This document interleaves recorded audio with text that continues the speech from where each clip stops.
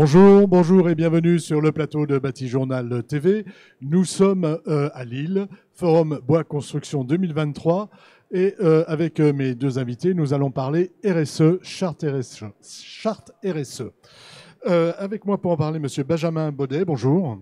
Bonjour. Benjamin, vous êtes directeur général du groupe ISB. Oui. ISB, le groupe ISB. Oui. Alors ISB, nous sommes importateurs, distributeurs sur le marché français, également raboteurs français. Nous distribuons environ un demi-million de mètres cubes de bois sur le territoire français. Ce qui fait de vous un acteur important. Voilà. 4 grandes familles de produits, des panneaux, des produits rabotés, je le disais aussi tout à l'heure, aménagement intérieur comme extérieur, des bois de structure, et puis également des sillages, forcément, matières premières. À côté de vous, Arnaud Étroit. Arnaud, bonjour. Bonjour Stéphane. Vous êtes le directeur du commerce du bois. Le commerce du bois ? Alors, le commerce du bois, c'est une association professionnelle qui regroupe des entreprises du commerce national et international du bois. Ce sont avant tout des entreprises françaises. Donc on a des négociants spécialisés bois, des importateurs de bois, également des raboteurs. Et vous avez mis en place une charte RSE. De quoi s'agit-il ? Alors c'est une démarche collective qui est, c'est déjà la mise à jour d'une démarche qui remonte à près de 2015 où nos membres étaient déjà engagés pour promouvoir les bois issus de forêts gérées durablement. Et cette charte a évolué au fur et à mesure des années et on a lancé au 1er janvier une nouvelle charte qui intègre un certain nombre de thématiques, toujours en lien avec les achats responsables, la vente responsable et également la conduite des opérations pour accompagner nos membres, mettre le pied à l'étrier pour certains, conforter leur politique pour d'autres, et puis partager, mutualiser sur les bonnes pratiques dans une logique aussi d'amélioration continue. Il y a une réelle demande de vos membres par rapport à ces problématiques RSE, enfin à ces sujets RSE ? Il y a une demande très forte. Alors, la RSE, c'est quand même un sujet qui est très large. On a 17 thématiques, 169 parmi cibles. les 17, par exemple, et parmi les cibles, je ne vous demande pas de tout citer, mais... Alors, on a travaillé sur la ville durable, on a travaillé sur le changement climatique, sur la biodiversité également, sur la formation, sur tous les sujets sociaux également. Donc on a sur les 17, on a ciblé 9 objectifs. Et ensuite, les entreprises peuvent aller plus loin et puis choisir de travailler sur l'ensemble des objectifs. Sur l'ensemble des objectifs. C'est une démarche volontaire ou c'est une démarche... C'est-à-dire, je m'engage dans cette démarche qui est volontaire et ensuite, j'ai quand même des contraintes ou est-ce que je vais à mon rythme ? Je vais commencer, puis je laisserai Benjamin compléter. Après, on verra avec vous. On est sur une démarche qui est volontaire au niveau de la RSE. Par contre, on demande à l'ensemble de nos membres de signer une lettre d'engagement. Et ensuite, les entreprises vont également se faire auditer sur leurs pratiques avec 18 engagements. Et donc, elles seront également évaluées sur leur performance. Il y a un audit qui est obligatoire pour les metteurs en marché, qui sont les gens qui importent du bois, où c'est là qu'il y a quand même des enjeux qui sont très très fort en termes de légalité également. Et ensuite, pour les négociants, on est sur une démarche également d'accompagnement, mais qui n'est pas forcément avec une obligation d'audit. Mais par contre, on met à disposition des outils pour que chaque membre puisse s'approprier cette démarche et définir sa propre politique RSE. Alors, on va aller voir ce qui se passe chez vous. La RSE, ce n'est pas une nouveauté. Vous avez déjà réfléchi au sujet. Ouais. La question, c'est pourquoi. Et puis ensuite, pourquoi aller avec le commerce du bois pour la charte du commerce du bois. Alors nous, on a intégré la démarche RSE dans notre plan stratégique très tôt, dès 2020, où en fait, le RSE est un fondement, c'est un socle dans notre plan. Et l'ensemble des projets qu'on intègre dans notre plan stratégique doivent comporter une composante RSE. S'il n'y a pas d'impact positif RSE, il n'y a pas de projet. Et donc, en cumulant l'ensemble de ces plans, on s'est rendu compte aussi qu'on était capable d'écrire notre propre charte RSE. On l'a sortie l'année dernière. Et naturellement, quand on s'est rapproché du LCB, eh bien, on a décidé d'adhérer et d'être les premiers. Avec le score maximum. Voilà, puisque vous êtes les premiers à avoir signé donc cette charte, hein, on a le petit diplôme, c'est ça, petit diplôme en bois, et puis on voit que vous avez la lettre A, c'est-à-dire le niveau le plus élevé de cette charte RSE. Est-ce que ce niveau est appelé à changer? C'est-à-dire, est-ce que c'est un peu comme, je vais prendre une image un peu idiote, mais comme mon frigidaire, c'est-à-dire que je vais être A, et puis un jour je serai peut-être A+, A++. Alors, ce qui va évoluer dans un premier temps, c'est que on a un référentiel d'audit avec 18 engagements, et en face de chaque engagement, on va avoir des points et des pondérations. Et là, comme on est dans une démarche d'amélioration continue, par exemple, la première année, on va mettre 5 points sur le bilan carbone et 5 points sur un plan d'optimisation du carbone. Dans quelques années, on aura peut-être 1 point sur le bilan carbone parce que les entreprises l'auront fait, et puis 9 points sur les mesures. Donc c'est quelque chose qui va vraiment évoluer. Après, on ne peut pas faire beaucoup mieux que A. Alors peut-être A+, effectivement. Non, mais c'est pour voir, hein, si dans le temps on va améliorer cette charte. Oui. Ou, En fait, c'est de l'amélioration continue, donc le niveau d'exigence va augmenter. On a par exemple un engagement d'achat de bois certifié où on a une note d'1 à 5 sur le pourcentage de bois certifié. Et on a aujourd'hui, pour avoir la note de 5, c'est plus de 90% des approvisionnements qui sont issus de forêts gérées durablement. Demain, on sera peut-être à 95, voire à 100 pour avoir la note maximale. Pour avoir la note maximale. Donnez-moi un exemple. Vous avez parlé d'un projet que vous mettez en place dans votre entreprise avec un volet RSE. Est-ce que vous pouvez me donner un exemple justement et de ce que vous avez dans le volet RSE? Pour rebondir sur ce que disait, ça commence souvent par les achats responsables. Donc nous, on est proche des 100%. Il y a des mois, on est à 100%. On doit être aujourd'hui à 97, 98% de bois certifié. Notre objectif, c'est 100, parce qu'on va aller au bout. Autre exemple, la semaine dernière, on a adhéré à Fret 21, qui est une initiative de donneurs d'ordre de transport pour réduire leurs émissions de CO2. Donc on a également été retenu parce qu'on s'est fixé des objectifs de réduction de l'ordre de 5% de nos émissions CO2 sur 3 ans. Donc c'est encore un exemple qui est intégré dans notre charte aussi. Voilà. Donc, vous avez une démarche à RSE, on l'a compris, depuis 3 ans maintenant, déjà bien avancée, et puis vous êtes en avance peut-être sur l'aspect, par exemple, certification des bois. Pourquoi avoir signé et être le premier à signer cette charte RSE? Qu'est-ce qu'elle vous apporte en plus de la politique que vous menez déjà? Pour nous, ce qui est important, c'est d'apporter la preuve. C'est de faire rimer intransigeance avec congruence, voilà, faire ce qu'on dit. C'est-à-dire qu'on n'est pas dans le greenwashing pour faire... C'est exactement ça. Et d'avoir un tiers qui vienne auditer et qui vienne apporter la preuve de notre sérieux, pour nous, c'était indispensable. C'est également extrêmement important en termes de marque employeur.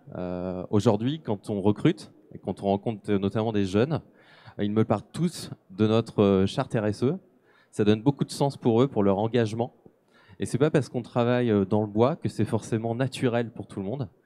Il faut aussi apporter la preuve. Voilà, c'est pas parce qu'on est a priori vertueux qu'on l'est vraiment. Exactement. Et on a besoin d'apporter la preuve de cette vertu.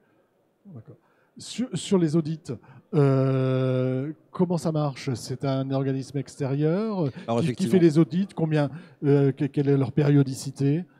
Donc sur les audits, effectivement, ce n'est pas LCB qui audite parce qu'on ne voulait pas être jugé parti. Donc on passe par des bureaux d'audit qui sont certifiés. On a référencé trois bureaux d'audit, donc le FCBA, l'Institut technologique de la filière, également le bureau Veritas et TÜV Nord. Et donc ensuite les auditeurs se rendent dans l'entreprise et vont vérifier les 18 engagements point par point.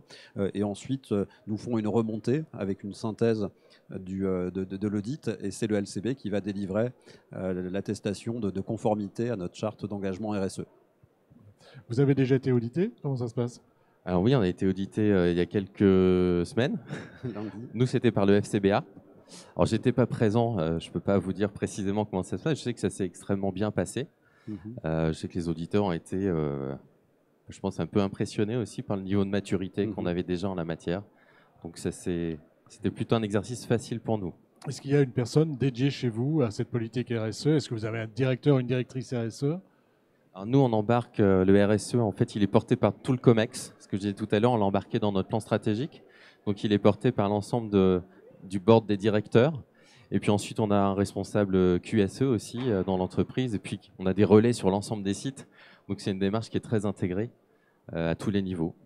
Et si vous avez des progrès à faire, où faut-il les faire? Qu'est-ce que vous ciblez aujourd'hui?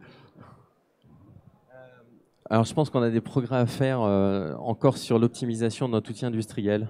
notamment sur la réduction de nos consommations énergétiques. Donc on a des projets en la matière, on étudie pour réduire notre empreinte. Je pense qu'on est capable d'aller chercher 20 à 25% de réduction de nos émissions de gaz à effet de serre, en CO2, en optimisant notre outil industriel. Ça nécessite des gros investissements. Ça nécessite des investissements, de la recherche, et puis ça prend du temps. Vous attendez combien de personnes, combien d'entreprises qui auront leur petit diplôme? Alors, on a une centaine de membres au niveau du commerce du bois. On aura forcément l'ensemble des importateurs, donc une quarantaine d'entreprises, les agents également. Et puis les négociants, on va voir individuellement avec l'ensemble des réseaux de négoces spécialisés. Mais on devrait être sur une centaine de membres. Après, depuis la présentation d'hier, on a eu pas mal de demandes du secteur de l'aménagement, de la construction aussi, des gens qui sont intéressés par la démarche et qui sont des entreprises qui sortent de notre périmètre habituel, qui sont plutôt des entreprises de construction.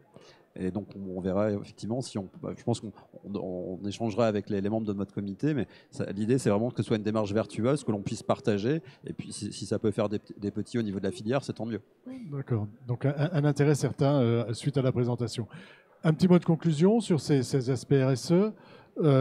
Pourquoi c'est important vraiment pour une entreprise? Vous m'avez dit, bon, pour les jeunes qu'on veut embaucher, c'est pour les produits qu'on vend aussi, c'est pourquoi aller, parce que des fois on se dit, bon, c'est un petit peu, entre guillemets, je reviens sur le greenwashing parce que c'est ce qu'on entend, hein, c'est pas pour vous embêter, mais comment faire comprendre que ça va bien au-delà? En fait, la question du pourquoi, pour moi, c'est naturel. Je me pose pas la question, personnellement. Donc, à partir du moment où on travaille le bois, qui est un matériau extrêmement vertueux, il faut juste essayer de se mettre à sa hauteur. Et donc, il est naturel, à partir du moment où on travaille un matériau naturel, durable, aussi fragile, parce qu'un des enjeux majeurs de demain, c'est de faire plus avec moins. On travaille une ressource renouvelable, certes, mais qui est aussi finie. Oui, c'est pas parce que c'est renouvelable qu'il faut gaspiller. Et donc, dans les enjeux de demain, si on veut mettre plus de bois, il faut être plus frugal. C'est aussi dans ce sens-là que nous, on travaille au quotidien tous nos projets d'innovation, en mettant moins de produits, des produits biosourcés, c'est aussi une actualité sur le salon. On travaille des produits de structure, typiquement aussi très vertueux, comme plutôt les poutres en I ou le LVL, qui sont des matériaux qui ont une haute performance avec relativement peu de consommation de bois ou de matière. Voilà. Donc, une réflexion sur l'économie de matière.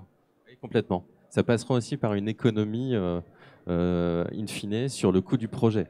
Et ça, c'est également extrêmement important. Un autre défi, c'est de rendre le matériau accessible au plus grand nombre pour véritablement continuer de démocratiser son utilisation dans l'habitat, la construction. Je suis membre du commerce du bois. Si je veux me renseigner, j'ai tout sur le site internet. On a effectivement je vous appelle. Comment ça se passe? Donc on a un site internet qui s'appelle lecommercedubois.org et vous avez dans la petite barre qui est tout en haut, vous avez une rubrique qui s'appelle charte RSE dans laquelle vous retrouvez l'intégralité de la charte, la plaquette, la charte détaillée.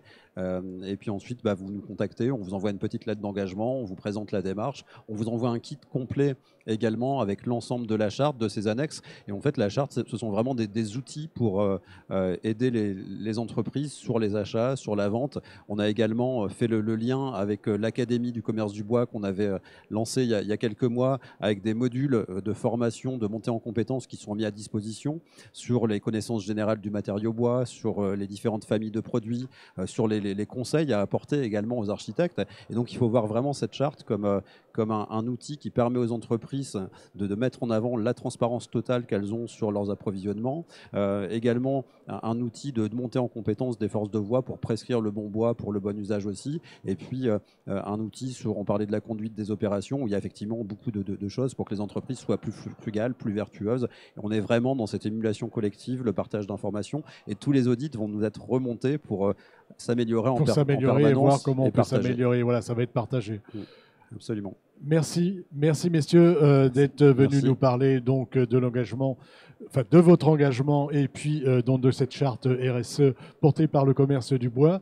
Une émission à retrouver donc comme toutes celles que nous tournons ici sur notre site internet Batijournal TV et sur les sites internet de nos partenaires que sont le magazine Wood Surfer, le Forum Bois Construction et France Bois Forêt. Merci à vous. Merci. Merci Stéphane.